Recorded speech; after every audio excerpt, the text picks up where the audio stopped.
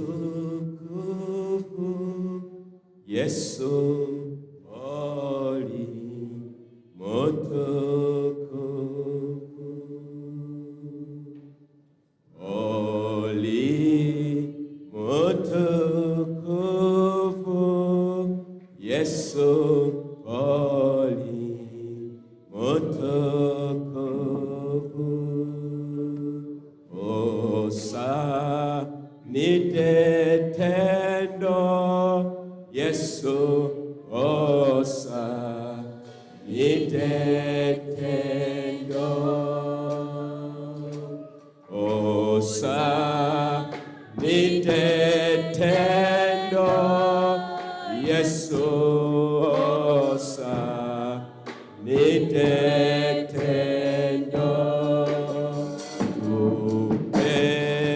baza Yesu sebo tukwe, baza Yesu osa nide Yesu sebo osa nide yendo.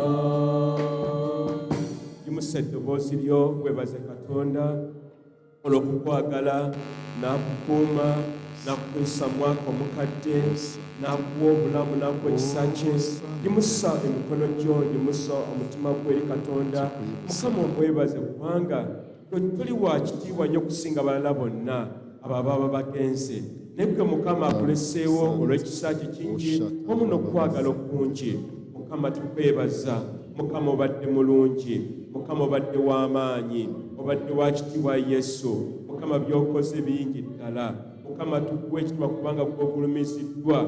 Katonda owaaba Katonda, Katonda ataggwaawo, Katonda atukoledde ebyamagero n'obubonero n'ebyewuunyo. Mukama obadde mulungi n'olwana agatalo eri obulamu bwaffe. Mukama n'otuyisaawo mu mwaka omukadde. Mukama n'otukoze bulungi bitabadde bitono. Mukama tukwebaza amakyago olwaleero, tukusinza nga tukulumiza buli kinoomu ayi Mukama, era nga buli maka mu kkanisa muno, era wamu naffe ng'omubiri gwa Kristo wano mu GFM Mukama. Tukusinza ayi Yesu, tukwebaza ayi Mukama, wakati mu kubonyaabonyezebwa, wakati Mukama mu kutawaana okungi, wakati mu muliro ne mu ttanuulu, Mukama gwe n'otuyisaawo. Mukama tukwebaza Yesu, twabadde omugabirizi waffe, twabadde omukumi waffe, twabadde omulwanyi waffe, twabadde omulamuzi waffe. Mukama otubeereddewo nnyo. Kituba Mukama tukusinza amakya gano ag'olwaleero nti Mukama osaanire omwana gw'endiga.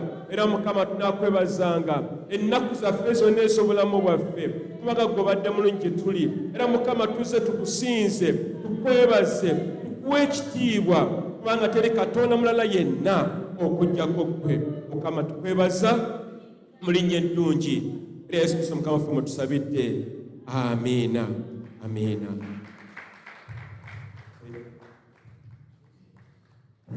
Yinza okutuulako gamba akulinaanye mwannyinaze muganda wange nkulamusizza.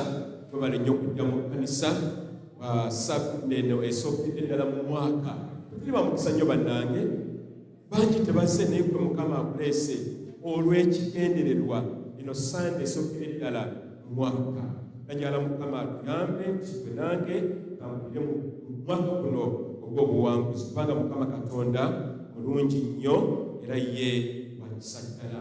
Yamuyaniriza kulina nyo Mukama nyina zikulaba, yamumwaniriza nate oba mwami oba mukyala mwanirize. Mukama yeebazibwe. Amiina. Akati njala okubajjukiza ebintu bibiri bisatu. Ekisookera ddala tukola okuŋŋaana olwa abegayizi ba Uganda bategese IFU oluyitibwa Vision Conference kabeera Jinja era nga bayitibwa Vision 2020. Bw'obanga osobodde okusaba obuwandiisi babegaawo ebyamuwaali obeere nga wetaba mu lukuŋŋaana olwo olwalina ku mwezi 13 okugenda ku mwezi 18 Jinja lugenda okubeera. N'ekirala twagala abavubuka bonna bali mu kkanisa abagala okuyiga ebyuma ebikubibwa wano mu kkanisa, abagala okubayigiriza okufuna training eyo. Twagala mwewandiise tuzamiriya mu kupula za Fazina registration forms bya mwezi zise muno tulinda wandika erinnya lyo wandika essimu yo beya maama wo bya taatawo wandika n'ekyuma kyagala okuba nti otendekebwamu kituba tunoonya nti kino ekkanisa ebeere nti kino tutendeka abavubuka okumanya ebyokukola era wamu n'okuweereza. Kale kakati sande twasobola okubeera wano tulina okukomeza ali Desemba nga 29 twakubeera mu kanisa era olunaku olwo batwala obudde bungi nnyo okwebaza Katonda. Bayiga mu Zabbuli ya 14 Kabaka Dawudi agamba senga teyali Mukama abalabe bange bandimize ku mizi. Era olunaku olwokugamba nti no twawona twaboka ku misago twaboka ku mitego twaliga nga kinyonyi twayitawuyisibwe kuti era bangi abokufendoza guno mwaka ogwedde waliwo ebintu twawona n'ogamba senga teyali Katonda tekyandisobose. Babeka bagamba bwe batyo senga teyali Katonda tekyandisobose. Nange era omukono waggulu waggulu birya mukolo lugoberere abavubuka twagala tubeere nga twali twewandiise abagala okuyiga ebyuma ebikubiwano tuwandika erinnya lyo essimu yo wamu n'ekyuma kiragala okuba nti mutendekebwamu Mukama jjajjuyamba nakitwakaganya ekyo naye muwandike amanja gammwe. Bale nga matusane twalaba Zabbuli 14 twebaza Katonda era Mukama tumusinza olw'obulungi bwatukoze obungi ennyo ddala. Twagenda mu maaso mu Sande eyo okulya ky'Omukama kye yatugamba ng'ekkanisa era Mukama atugamba ng'ekkanisa kuno omwaka jakugira mwaka gwa bunnabbi tutambule mafuta ag'obunnabbi nga Mukama ayagala tubeere bwe nange yonna gy'obeera oli mu ssomero oba kuli mu gy'okola kitalo ky'osulako amaka g'obeeramu tokola bukozi bintu toyogera bwogezi bintu nebeera omunnabbi.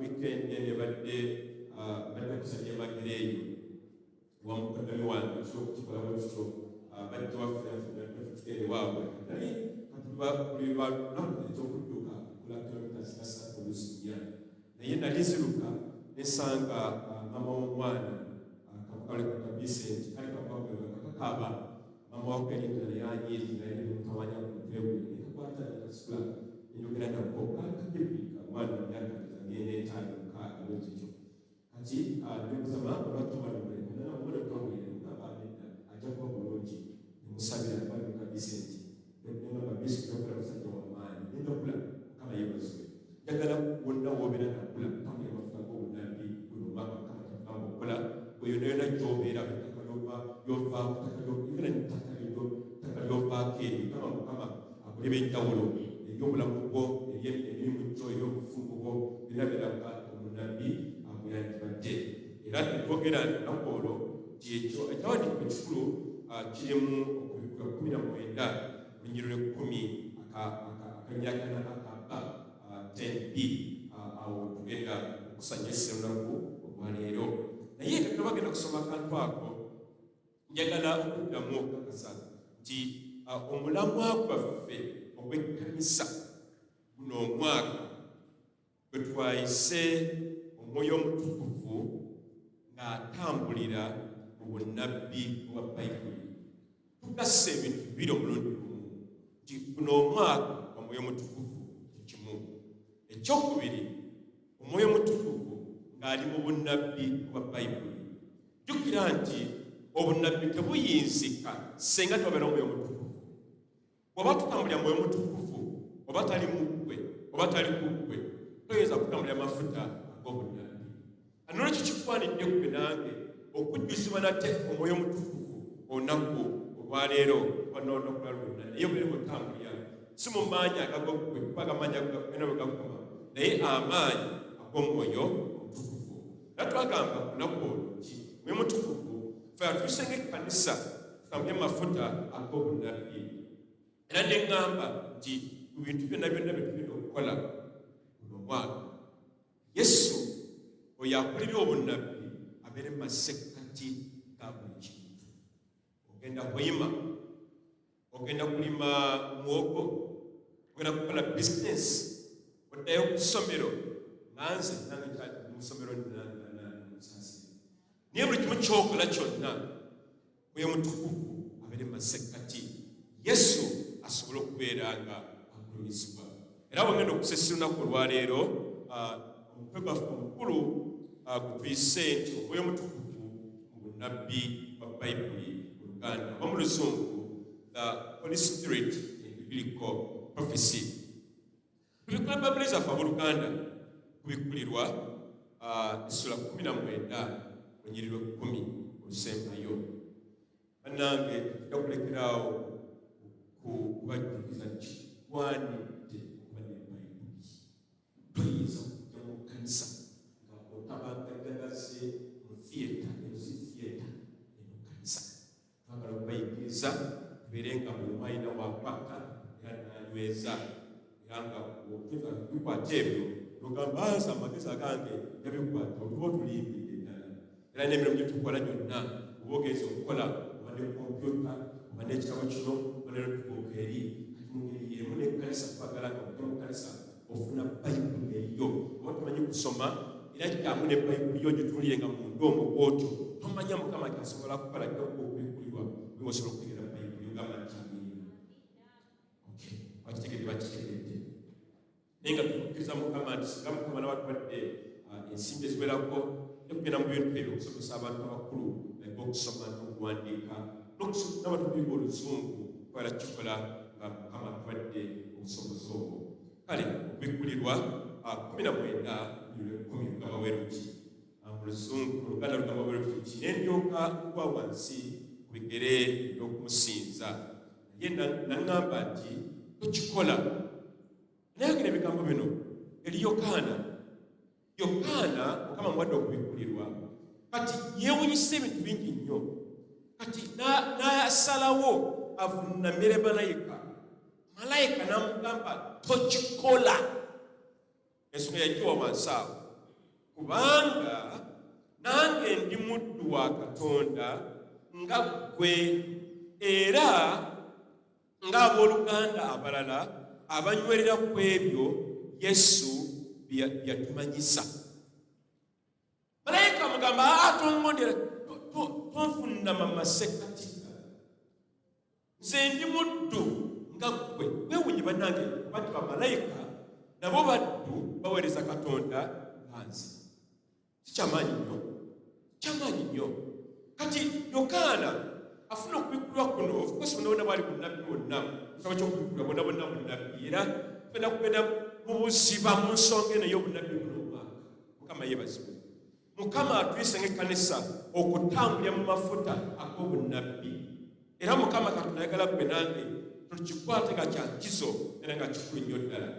Bayibuli neegamba nti kubanga nange ndi muddu wa Katonda nga ggwe era nga abooluganda abalala abanywerera ku ebyo Yesu yatumanyisa. Guno omwezi gwa kunywerera ku ebyo Mukama byakumanyisa, eby'obutuukirivu, ebyokwagala Katonda, okwenenya ebibi ebiringa ebyo. Bayibuli neegamba akasembayo akabagalira ddala ku nnyini nti sinza Katonda, si balala bonna, si misambo oba mizimu, si kutya kukwolina mu bulamu bwo ebyo tobisinza. Omanyi oluusi ogamba sibisinza naye mulogera ku kintu n'okigiriŋŋana ebyange byalema anti baffe tuli balongo otandika okusinza lwobindiriŋŋana oba otandika okola ki okusinza. Kati Mukama atugamba nti sinza Katonda. Okutegeeza kwa Yesu gwe mwoyo ogw'obunnabbi oba kyekigamba kiri nti okutegeeza kwa Kristo Yesu gwe mwoyo ogw'obunnabbi. Kati omwoyo oyo w'obunnabbi Omukama gwayagala gwe nange tambule kamba gwe nange mubuuze weeteeseteese okutambulira amafuta gano ag'obunnabbi buno mwaka oba oyala kusigala nga bw'oli. Tojja kukaswamu Oluganda tulina okuba tugenda ku levo eddako. Mukama yeebazibwe nti buli kinoomu ku ffe obeere omukazi omusajja omukkiriza oba oli mu ssomero oba oli mu bizinesi oba oli mulimi oba mu maka gammwe byonna otambulye mu mafuta ag'obunnabbi era wejjukizenga. Mukama yeebazibwe. Nabadde bagamba ono mwana gwe nasabira muzingiri nabbi kandagule nenagula mana simulabangako osanga sigenda kumulaba ninanawula Mukama yeebazibwe. Kakati omwoyo ono w'obunnabbi ye mwoyo ono ow'amazima, ye mwoyo ayogera ebya Kristo Yesu, ye mwoyo ayimusa Yesu n'amuteeka waggulu okusinga bakatonda abalala bonna. Guno omwaka toyimusa kintu kirala kyonna, naye yimusa Yesu ye mwoyo w'obunnabbi. Era omwoyo w'obunnabbi ono ajja twala wangi aw'amaanyi era w'obuwanguzi. Tubikule mu Yokaana 16 tulaba omwoyo ono nate. Yokaana 16:13 okutuuka 14. Yokaana 16:13-14. Bayibuli neegamba wano nze wensomye mu Bayibuli yange, naye bw'alijja oyo omwoyo ow'amazima anaabaluŋŋamyanga mu mazima gonna, kubanga taayogerenga ku bubwe yekka, naye byonna by'anaawuliranga by'anaayogeranga. Ye anaawuliriranga ebigenda okujja. Ebigenda okujja ebyo byebyo obunnabbi mwe butambulira, nga Mukama bwe yawa Yokaana okubikkulirwa ebigenda okubeera mu maaso, era nga mazima ddala bitandise oba byatandika dda okutuukiriza. Kitegeeza nti kakati guno omwaka mu kifo ky'okuddawo ne weekubagiza n'owuddogamba ebyange byalema, gamba nze nja kubeera musajja muwanguzi, nja kulya amawanga, nja kuyitawo mu bisenge eby'ebyuma, nja kubotola. Beera omukazi n'omusajja ebigambo ebikuvaamu tebikuzamabega. Ye mwoyo ono ow'obunnabbi. Era Yesu lwaki ffe nange tulina okujjuzibwa nate Mwoyo Mutukuvu ayogerera mu ffe era ayogerera mu ffe. Era olunaku olwaleero tugenda kusiga amafuta ago ag'omwaka ogumujja guno ogwa Guligooli, ate gw'omwezi ogw'ekkumi ogwa Bayibuli ogwa Tibeti. Era Katonda gwe nange ayagala gwe nange tambule mwoyo ono owo, si mwoyo wa bulimba, naye mwoyo ayogera amazima, ye mwoyo ono owa Yesu Kristo ow'obunnabbi twogereramu. 14 negamba bweti, oyo anaagulumizanga nze, kubanga anaatoolanga ku byange n'abuulira mmwe. Omwoyo w'obunnabbi talina mulala gw'agulumiza, naawe takugulumiza, naye agulumiza Katonda Kitaffe ali mu ggwe, n'agulumiza Mukama Katonda yatonda eggulu n'ensi.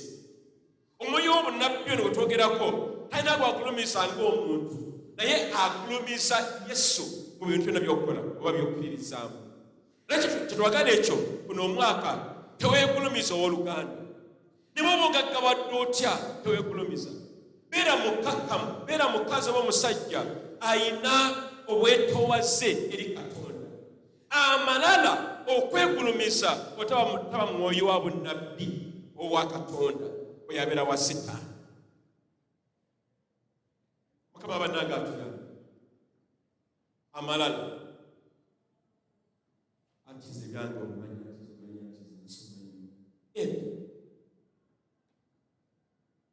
Mukama atusaze. Omwoyo w'obunnabbi abeera mukakkamu.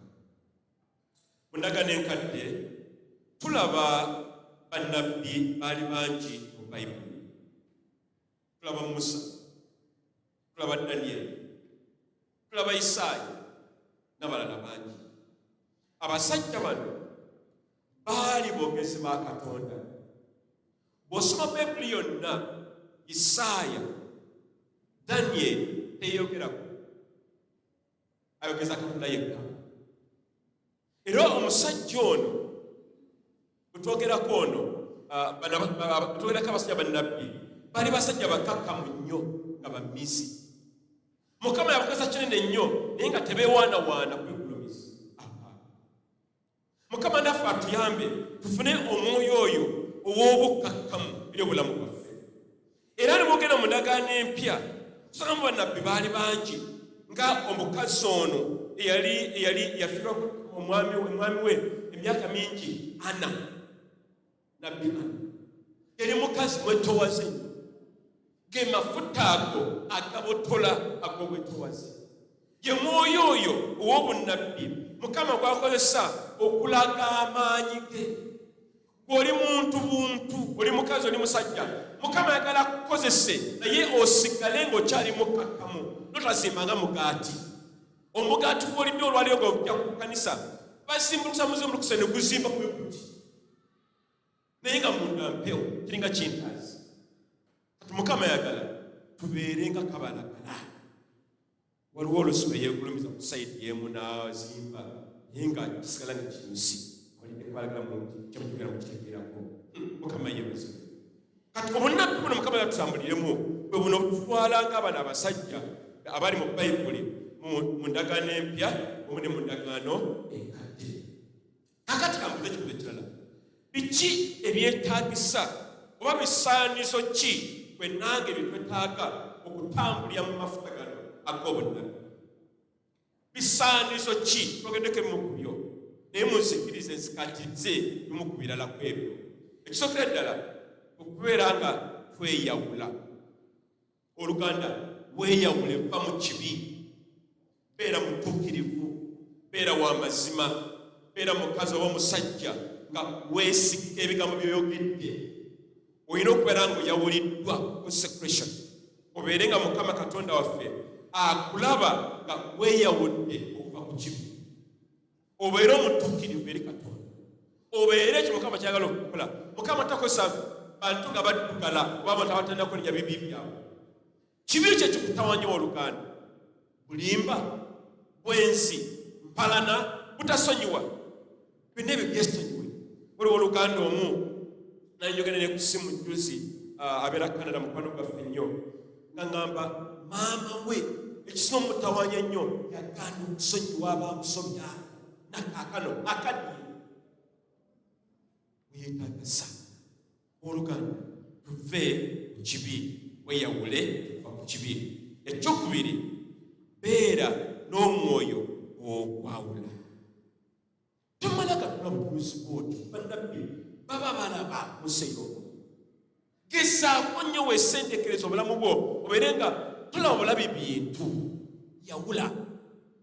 Ono omukyala azze weewadde mukyala mulungi nnyo era ayogera bulungi naye muntu mulamu. Ono omusajja yeeragalaga nti ayina gali kinoonera n'ekiriyagana amafuta galina, muntu mutuufu wannabbi wa mulimba. Mukama atukola Oluganda tuve mu mbeera ezifaanana bwezito ne tube n'omutima oba n'omwoyo amanyi okwawula. Ekyokusatu, gondera ekigambo kya Katonda. Tulina okusoma ekigambo kya Katonda guno omwaka. Bannabbi ba Katonda bonna mu ndagaano empya n'enkadde baamanyanga ekigambo kya Katonda. Kati n'olwekyo bwe nange tuyinza okubalaata nga bw'okoze omwaka ogwedde nga tusoma Bayibuli yo wekwata obusongasonga anti manyi kino mwaka nekuwulira awo tusome Bayibuli. Guno omwaka tweweeyo ng'ekkanisa buli kinoomu okusoma ekigambo kya Katonda. Naye watumanyi kusoma, kale genda ku Google tukuyambako wano obe ng'owuliriza buli kigambo kya Katonda kuba ku Google bakuba ki Bayibuli kwe. N'owuliriza Zakaliya, n'owuliriza Yeremiya, n'owuliriza Yokaana oba Yowaasi. Naye njagala weeweeyo Oluganda obeere ng'ekigambo kya Katonda okiwuliriza naye ate okigondera. Tobeera mukakanyavu nga mitayimbwa. Tulina emitayimbwa kuno giri kuno nyingi yo waggulu nene. Ekimu jagenda mu bisenge omwo ja 25 sayizi 25 mumukuti bakugamba akwenda okumenya oyinza n'okupama. Bamukufa emitima gye batwegiri. Bane Mukama atuyambe tubeere abakazi n'abasajja abawulira ekigambo kya Katonda. N'ekyokuna, okubeera nno tutambula amafuta ag'obunnabbi kyetaagisa okubeera abantu ab'ekisa ate abalina obuvumu ne tuyimirira mu buli nsonga yonna. Beera mu buvumu w'Oluganda guno omwaka. Togigumira, tokankanakankana. Embeera zijja totya okutya kugoberera ddala ow'Oluganda. waliwo oluganda omu yannyambye waliwo byankoledde yampereza kasete kanye omugaso bagenda okukola nageza okulaba simu sirabako sente sande ngamba zino zigenze wakukkiriza yabadde annimbalimba zigenze luddawo zabadde kweziri ninga bwemesibulaka tukuli kantu konna sande mubbi temutya abooluganda temukankana tubeere abavumu tubeere abasajja n'abakazi batulanga byuma mu kukkiriza katonda waffe omwagalwa bw'atwagala ennyo n'ekyokutaano buli kiseera kyonna beera w'amazima mazima tolimba beera ki w'amazima bannabbi mukama bakozesa babeera w'amazima tugezeeko nnyo olusi kyangu netubeere bamazima nabeera abamazima mukama ajja tusaako omwoyo omutukuvu akuli mafuta ag'obunabbi n'ekyomukaaga tubeere basimu abasinga kufumako obwedde kainanga ensonga nyingi nsonga 10 batubeera busatu tugamba olwokusatu lwabusa tulabikako tugamba jamumovenati tulabikako tugamba jamutalabikako nowo obusongasonga obutali mukama tusasire olumwaka tubeere abasajja n'abakazi abagenda kusaba lwaki okusaba nokwegaire kubanga bannabbi bonna abasinga obungi balina beegayiriza toyinza kubeera nabbi wa katonda akumanyi kunonya katonda tuweeweeyo tunonye katonda wekitubanidde okubeera n'ekyomunaana gezaako nnyo okunyweza omukwano gwo ne katonda kunyweza omukwano ne katonda mukwano katonda omwagala anayinza oluzira embirawo ebirowoozo nebitambula nensituti mukama kunongenda mulesiruddawo naye mukama atalosaasire naye kati mukama nkomyewo nakuseka nenseka mugamba esanyu limbukanye mu mutima gwange olwokugala katonda oluusi enseka ne bambuuza kuboseka ki bagamba naye nga omukwano gusinda gutujja ne katonda era n'omukwano gutujja eri mukama katonda mukama mwagala najja kukwagala ate bayibuli tugamba yasooka okutwagala ffe era ye n'atwagala nakana kyatwagala naye naawe kaakano yagala mukama katonda n'ekisembayo beera omwoyo mutukuvu akuguseke mwesigenga kikulu ku kikulu buli mbeera buli nsonga yonna mutukuvu mwesigwa olunaku lwajjo tabadde ogenda saidi yawakisa eyo wansi eyo weerezera mu tutawaanya naye tubadde tumanyiiyo nyukakauza gps kalota sapuulagiyatwetakomawo ekiyambuka kakwekali naye ningamba mukama newankubadinga ku gps kalokwekali naye mukama gwetumatire gyetugenda tetwaguzibwa dilagano tugenda natubuuza mutuse kukyawo mukama mutuuse kubera mukubira amasimu tubuuze naye muli mutukuvu oluganda obulamu bwokuno omwaka wesiga omutukuvu biki byolimu biki byokola iwe ndamira ensonga zonna ezo twesige omwoyo omutukuvu kubanga ye gakutulange ekyokukola era emambajjukiza nabagamba nti buno omwaka Zabbuli 25 ejja kubayambiza nnyo. Zabbuli 25 obudde buyise kuneka tuyitamu mangu nnyo obukekola ebirala bingi njala okutonako waleero.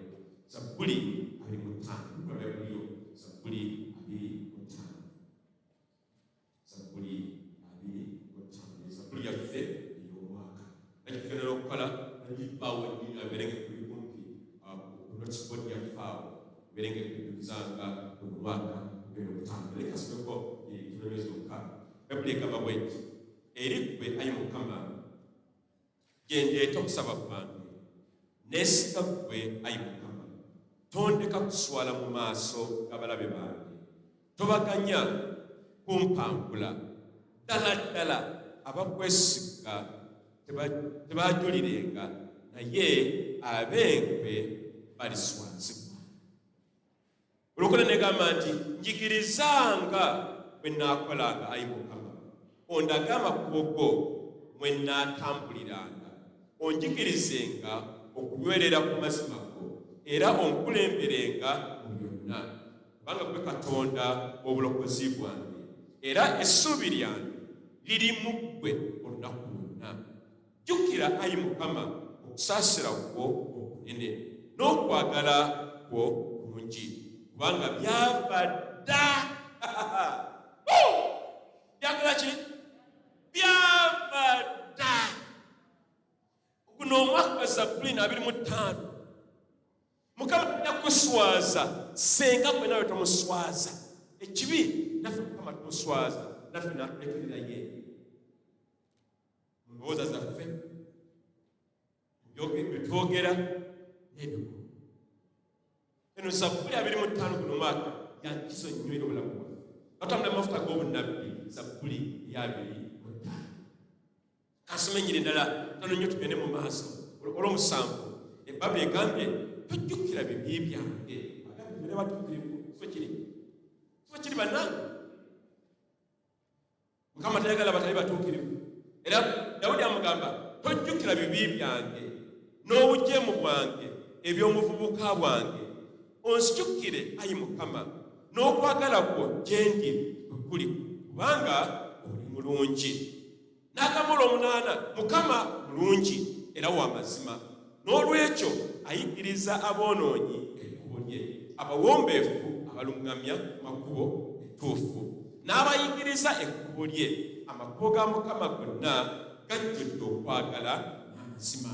Eri abo abagondera endagaano y'ebiragiro bye, olw'erinnya lye, Ayi Mukama, onsonyiwe ebibi byange kubanga bingi.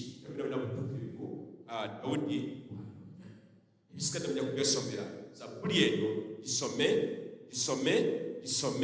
ogifumiitirize, ogyesige, ogikwate eddala, obenga olompoka ndobompoke ng'oyogera bwogezi balokera nakubuuza oyogera bwogezi Zabbuli 25. Kigambo kya Katonda kitulungamye. Ku lunaku olwakeesa, olunaku olwasooka mu mwaka, oluganda Mukama yamuwa ekigambo, era tumukiwandiike wansi Samuel. Yamuwa ekigambo mu Zabbuli Isaaya 46, zirinyiriri 13 okuva ku lusooka okuva ku 13. Isaaya 46 lusooka 13. Naye waliwo akanyiriri akali ak'enkizo ennyo, lw'ennyiriri olwokusatu n'olwokuna Mukama ayogera eri ekkanisa, era nze natwalanga nalo lwa bunnabbi. Bw'oba otuseewo nyo tusomerako naye kambikweyo nange mamutukeyo. Isaaya 46 twebabizako oluganda tuyaavu tukayala oluganda tukayala obugayavu tusibe ku mpagi kwe bayibuli zaffe. Bayibuli egamba bweti olwokusatu Isaaya 46 lugamba nti mumpulire mmwe ennyumba ya Yakobo. Ennyumba ya Yakobo eringa ennyumba ya Mukama oba ekkanisa y'abalokole, n'abantu bonna abasigaddewo nayo mwogenderere, n'ennyumba ya Isirayiri, mmwe be nalera okuva ku mumwa okuva lwe mwava mu buto. Mukama yakola atya? Yatulera okubaawa mu mbuto z'abanyaffe. Bayibuli negamba nembasitula okuva lwe mwazaalibwa. Olwokuna, ne mu bukadde bwammwe njija kusigala nga nze nzuuyo. Ne bwe muliba nga mulina envi n'abasitulanga, n'abakolanga era nze n'abakola era nze n'abaweekanga, n'abasitulanga era n'abanunulanga. Mukama agamba nabaasitula okuba nga mukyali mu mbuto za nnyammwe, era nja kubasitula ne mu bukadde bwammwe nga mulina envi, era nja kubasitulanga era n'abanunulanga. Mukama kigambo kyayogeddeko ku bino ebirala guno mwaka. Ajja tusitula, ajja tununula, ajja tutambuzanga, ajja kuba wamu naffe, talituvaamu, talituleka, naye tuli naye guno omwaka gwonna paka sempanga 31. Lwaki? Kwa Mukama asigala mungi njagala kumbawumbako kubanga obudde bulidde ppembe nga tunyira omwaka guno omujja njagala tukkiriza tutambule mafuta gano ag'obunnabbi.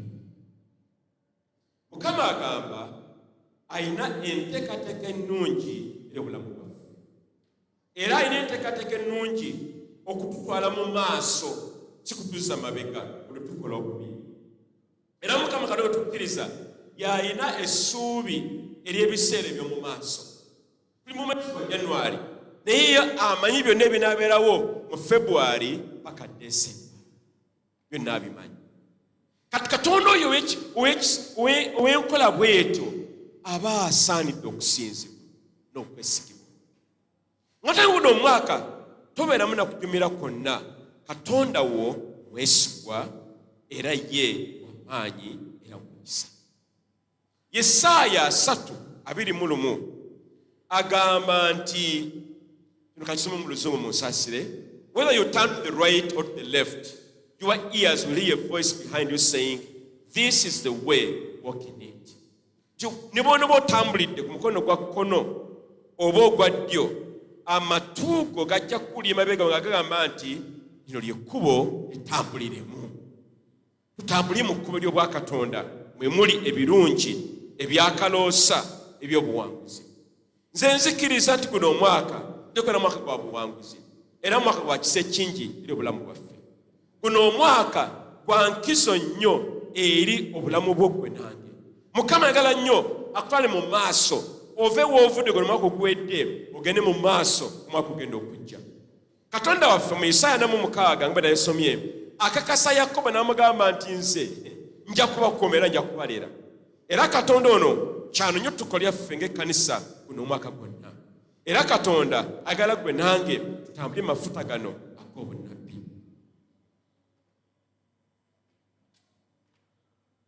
Mu Bayibuli tugenda kubasiiga amafuta ag'omwaka guno omujja. Ekipya kiba kipya n'ekijja kibeera kijja.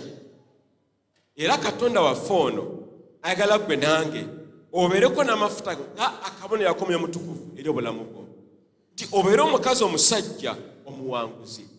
Akabonero ak'amafuta oba ak'okweyawula oba ak'obutuukirivu kagenda n'amafuta ag'Omwoyo Mutukuvu.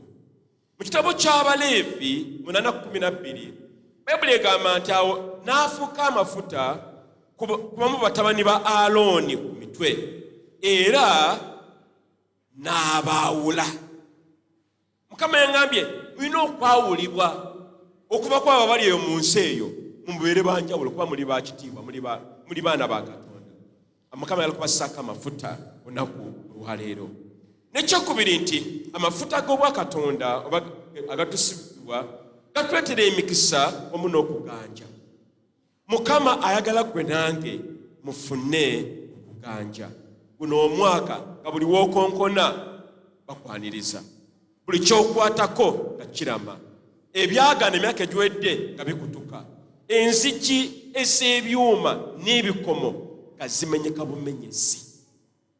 Teriyo n'amiina. Tuli mu kkanisa ki?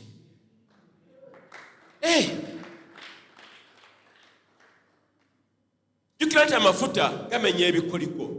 Babuli otwo tugamba gamenya ki? Ebikoliko n'enzigi ez'ebikomo. Mukama kyagala okukola guno omwaka. Era tugenda basika amafuta gano, amafuta gano kalinga akabonero nate ak'Omwoyo Mutukuvu.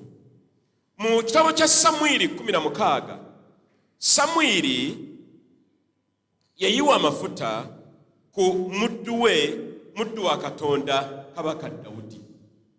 Era okuva ku lunaku olwo Kabaka Dawudi yafuuka omukulembeze w'ensi ya Isirayiri olw'amafuta. Simanyi kumenya amafuta ge mugenda okutonda okuno olwaleero. Muyinza okuba mugenda okufuna amafuta olwaleero kufuuka bakulu mirimu gye mukolamu, oba okubeera abakazi n'abasajja abawanguzi mu bizinesi ze mukola, oba emisomo gye musoma mu masomero ge mulimu. Mukama kyakuyinza okutukola olunaku olwaleero. Mpita abadikoni waffe Musumba Joseph nawe jangu tusiga abantu bana amafuta ya Yesu Kristo atubaniriza omwaka omujja ate n'ekyokubiri nga bafuna amafuta gano ag'obunnabbi buli mwaka. Amafuta afe